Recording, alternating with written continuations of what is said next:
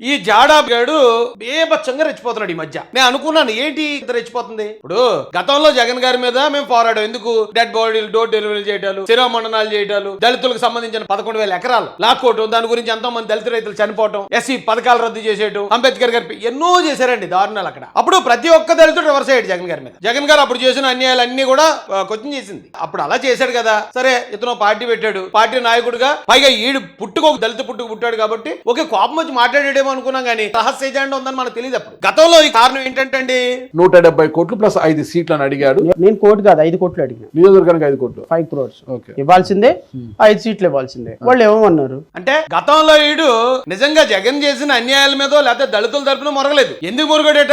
చంద్రబాబు నాయుడు గారిని నియోజకవర్గానికి 5 కోట్లు, 170 నియోజకవర్గాలకి 170 కోట్లు అడిగారంట అని నాగరాజ్ అడిగితే లేదు 5 కోట్లు అడిగాను అన్నాడు. అంటే 175 into 5 బాబు చాలా ఎక్కువైపోతుంది, దాదాపు 1000 కోట్లు అయిపోతుందేమో. అన్ని కోట్లు అడిగాడట, 5 సీట్లు అడిగాడట. కేవలం 2 ఇవ్వలేదని ఆ కారణంతో చంద్రబాబు నాయుడు గారి మీద, పవన్ కళ్యాణ్ గారి మీద, లోకేష్ గారి మీద మొరటం మొదలెట్టి సరే డబ్బులు ఏమన్నారు లేకపోతే ఈ సీట్లు ఏమన్నారు కాబట్టి పోనీ ఉడిగిపోయి దురాస్తో వచ్చినట్టుంది అనుకున్నాను. కానీ రహస్య ఎజెండా ఉందని మొన్నే బయటపడిందండి. సింపుల్ గా అందరూ దొరికేసాడు. ఏంటంటే అండి మాట్లాడేది ఉప ముఖ్యమంత్రి ఇదే మాట్లాడారండి. 5 ఉప ముఖ్యమంత్రులు ఇచ్చే ఎస్సీ ఎస్టీలకి అప్పుడు లేదు, మాట్లాడేవాళ్ళు లేదు. మళ్ళీ రేపు అందరూ పదవుల కోసం వస్తారు.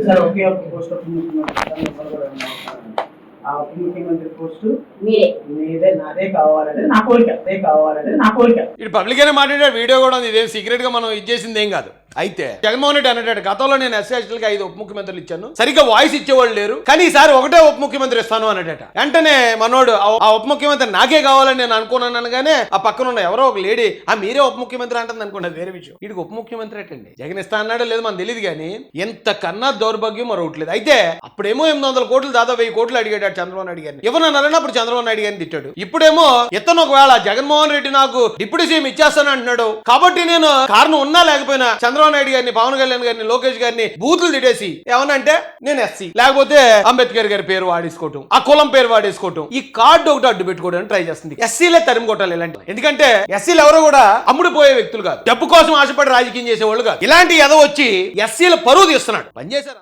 నేను కూడా పనిచేశాను పార్టీ కోసం. రాష్ట్రం బాగుందా లేదా, నాయకులు మంచోళ్ళ కదా, చెప్పింది చెప్పినట్టు పరిపాలిస్తున్నారు లేదా, ఇది చూసుకోవాలి తప్పండి. పదవి వస్తుందని చెప్పి అవతల మంచోళ్ళ మీద కూడా ఆరోపణలు చేసి వాళ్ళని బూతులు తిట్టి కులం కార్డు అడ్డు పెట్టుకునే వ్యక్తులు కాదు ఎస్సీలు.